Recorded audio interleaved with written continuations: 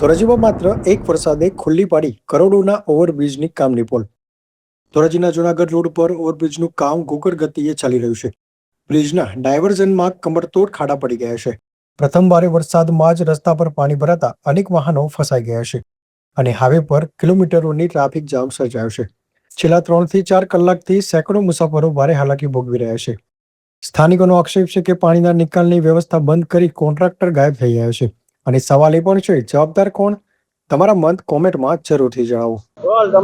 મારું નામ ભૂપતભાઈ મંજીભાઈ વઘાસિયા. આજ રોજ ધોરાજીની અંદર બહુ અતિશય વરસાદ પડેલ છે અને આ જે તમે ટ્રાફિક જોઈ રહ્યા છો તે જુનાગઢ રોડનો છે અને બાજુમાં મારું ખેતર છે. અહીંયા પુલનું કામ અને વિકાસના કામ બહુ જોરશોરથી હાલે છે. ગોકર ગતિ હાલે આગળ પણ ગોકર ગતિ છે. આ એ પુલવાળા એમ કહેતા કે અમે 10 દીમાં પુલ બનાવી દઉં. આજ હિટાવી મોટી છે, પુલ હજી નથી થયો અને તમે જોઈ લો છો આ પાણી ભરાવ કેટલું છે અને આ ટ્રાફિક તમે જુઓ. આ છેલ્લી 3 કલાકથી પબ્લિક હેરાન થાય છે તો એ આ કોન્ટ્રાક્ટર તો અહીંથી મેદાન મૂકીને જ ભાગી ગયા છે અને આમાં તમે જોઈ લો આ પબ્લિક કેટલું આ આમને 12 વાગ્યા લગીને હાલવાનું છે. આ ડાયવર્ઝનના હિસાબે પાણી ભરાવાનું છે. ડાયવર્ઝન જ્યાં બંને જે જગ્યા બનાવ્યો છે એ જગ્યાએ પાણીનો નિકાલ હતો અને આ જે કોન્ટ્રાક્ટરે એ નિકાલ બંધ કરી અને આ બધું કર્યું છે.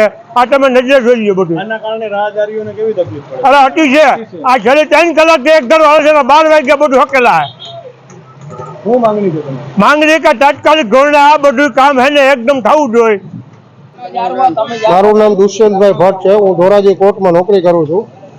હું કાયમ જુનાગઢથી ધોરાજી અપડાઉન કરું છું અને કાયમના માટે આ પ્રશ્નનો હલ છે કે ડાયવર્ઝન કાઢ્યા છે એમાં એટલા ખાડા છે છતાંય કોઈ તંત્રનું એક બેદરકાર જ ગણાય છે.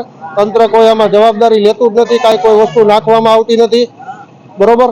અને કાયમની આ સમસ્યા છે. અત્યારે જે પાણી જે ભરાઈ ગયું છે આમાંથી કોઈ વાહન વ્યવહાર ઘડીકમાં નીકળી શકતા નથી. માટે વહેલી તકે આનો નિરાકરણ લાવે એવી તંત્રને મારી ઓલી છે વિનંતી. ઘણી તકલીફ પડે છે ભાઈ. અત્યારે જો અડધા પોણા ટાયરો ડૂબી જાય છે. કેટલા સમયથી ઉભા છો અહીંયા ટ્રાફિકમાં? હું અત્યારે 1 કલાક ત્યાં ઉભો છું, બરોબર. માંગણી એ છે કે અમે કંઈક રોડ બોર્ડ બનાવી દઈએ હરખો વ્યવસ્થિત. એક તો ખાડા છે, ખાડામાં પાણી ભર્યા આવે, કેટલા ખાડા ઊંડા છે એ તો કઈ ખબર પડતી નથી, બરાબર. આમાં કોઈ અકસ્માત સર્જાય તો તંત્રની જવાબદારી રહેશે.